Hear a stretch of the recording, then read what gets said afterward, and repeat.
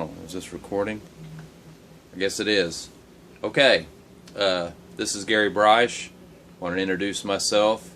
I'm a beekeeper involved in solar, engineering, design, and also work with organic gardening as well as my beekeeping.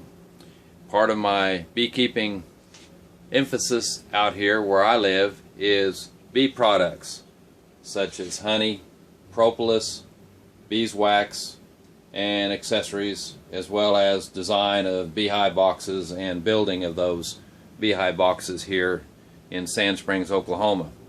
And just wanted to introduce myself and let you know that this automatic honey extraction device that we have as a project will probably be one of the most exciting, globally recognized advancement in beekeeping since over 100 years.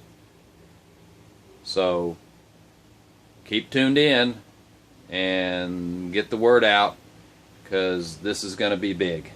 Thank you.